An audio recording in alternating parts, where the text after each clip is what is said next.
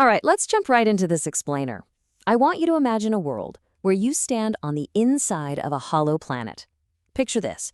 You look up, and there's no limitless black void studded with stars. Nope. Instead, you see an upward curving horizon that just keeps rising until it completely vanishes into this hazy atmospheric sea. And directly overhead, suspended in the exact dead center of this colossal cavern, burns a perpetual, motionless sun. You are literally standing on the inner shell of a hollow Earth. So, if we actually lived inside a hollow planet, what on earth would happen to the human body? Well, it's an absolutely fascinating mental exercise. This simple premise demands a radical, ground-up redesign of human biology, forcing us to figure out how our bodies would adapt to solve some of the most bizarre physical hazards imaginable. If hominids had evolved in an environment like this, a theoretical species we're going to call Homo inversus, or the inverted man, literally every single aspect of their anatomy, physiology, and even psychology would be completely transformed. First things first, we've got to understand the physics of this abyss. There is no inward pulling gravity in the center of a hollow sphere. According to classical mechanics, the net gravitational force inside is exactly zero. So to keep oceans and life forms from just casually floating up into that fiery central core, this hollow Earth has to spin at tremendous speeds. That gravity you'd feel, it's actually centrifugal force pressing you against the outer wall.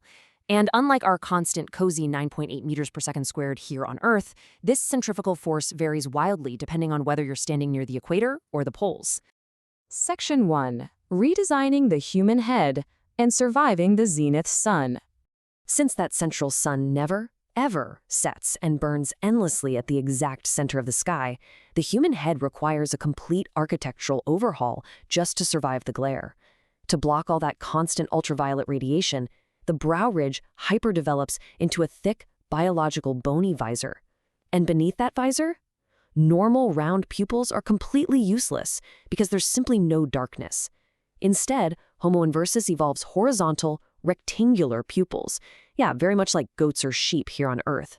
This brilliant adaptation cuts off the glaring vertical light from above while giving them a massive panoramic field of view to scan the vast upward-sloping terrain. Plus, they'd likely develop quadruple cone color vision just to pierce through that incredibly dense hazy atmosphere separating them from the other side of the world. Which brings up a really wild physiological puzzle. Without a day-night cycle, how does the brain actually know when to sleep? I mean, on Earth, our circadian rhythm relies heavily on darkness. Our brains trigger sleep hormones the second the sun goes down. But in this hollow greenhouse, light is an absolute constant. There is no night. The whole concept of a day is entirely meaningless. So the body has to rely on a completely different environmental trigger to know it's time to rest. The answer? The cloud cycle. Inside this closed, heated sphere, water constantly evaporates from the oceans and rises to form massive, continent-sized megaclouds. And because it's unpredictable, when these megaclouds pass between the ground and the central sun, they cast colossal shadows. Boom, the ambient barometric temperature drops rapidly. The inverted man's pineal gland essentially acts as a deep tissue thermoreceptor. So the second that temperature drops, it triggers a massive influx of a melatonin analog. This acts like a biological alarm clock, forcing them into sudden, intense 90-minute sleep bursts. They become obligate polyphasic sleepers, dropping into REM instantly, while their brains use a hyper-pressurized system to literally power wash waste products away at 10 times the speed of Earth humans. Section 2. Surviving an extreme atmosphere and moving through the abyss. Okay, so navigating this non-Euclidean world is incredibly treacherous. Remember that variable centrifugal force we talked about? Simply walking away from the equator drops the air pressure and changes the gravity pulling on your bones. And because the horizon curves upwards, moving toward the poles would constantly make an Earth human feel like they are falling upward. Terrifying, right? To stop this intense vertigo, the inner ear of Homo inversus swaps out those fixed calcium crystals we have for a shape-shifting magnetic biomatrix. This highly viscous fluid dynamically adjusts its density so they maintain a perfect sense of balance, no matter how wildly those gravity gradients shift. Internally, these guys are absolute machines. As they migrate from the hyper-pressurized equator to the thin, low-gravity mid-latitudes, their cardiovascular system acts like a cross between a deep-sea diver and an extreme mountaineer. A massive, multi-chambered spleen floods their blood with extra red blood cells to survive the thin air. Their elastin-reinforced lungs can handle crushing equatorial pressures of up to 1.5 atmospheres. And here's my favorite part. Because the spinning hollow Earth creates permanent, roaring Coriolis winds of hundreds of miles per hour, they develop enlarged resonating chambers in their chests.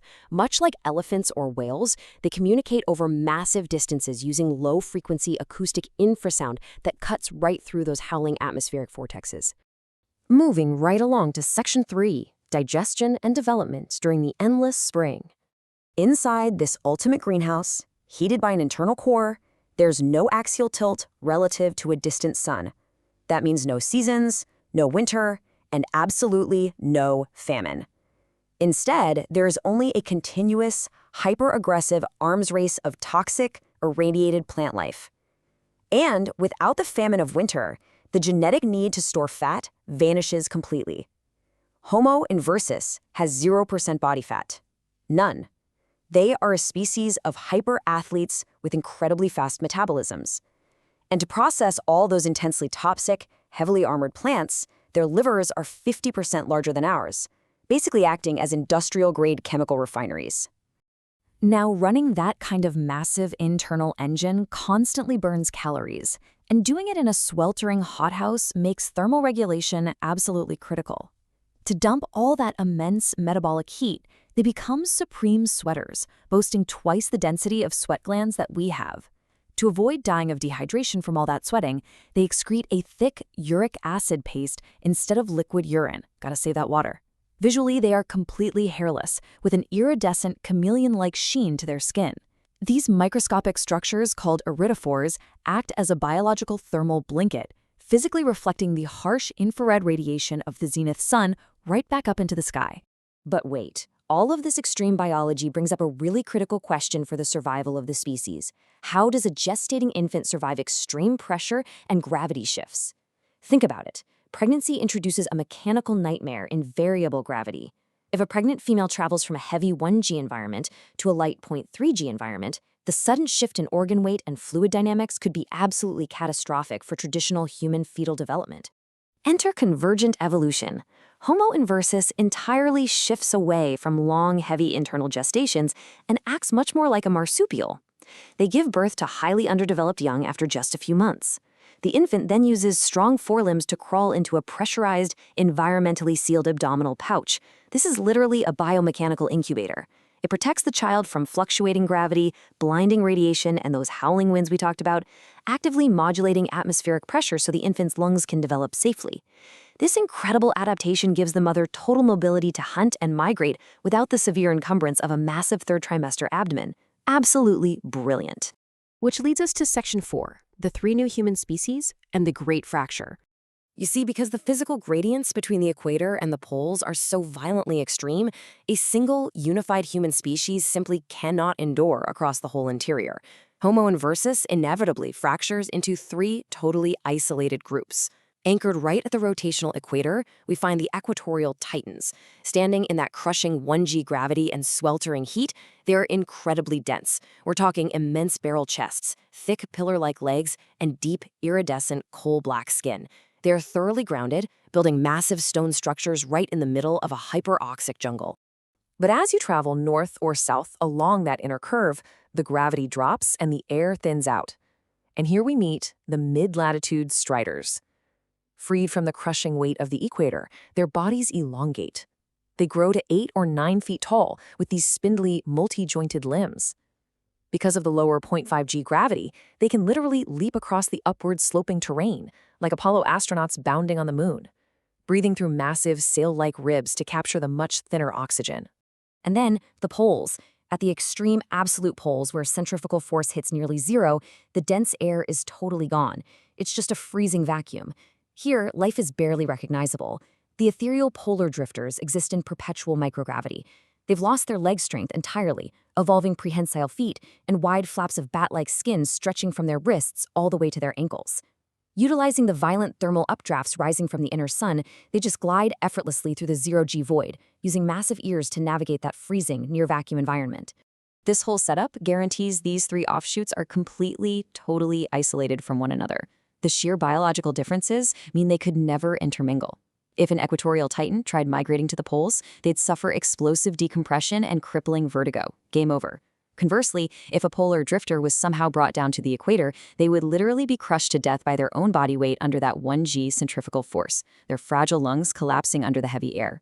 The environment strictly, physically enforces their separation. Sure, if the Earth were an actual hollow sphere, humans exactly as we know them could not exist. But Homo inversus proves that life finds a way. It will twist, adapt, and conquer absolutely any physics you throw at it. To them, an infinitely rising landscape and a permanent glaring sun isn't terrifying at all. It's just home. They would look across that vast hazy abyss, seeing continents suspended in the sky above them, completely unaware of the cold, dark universe outside their shell. Please like and subscribe.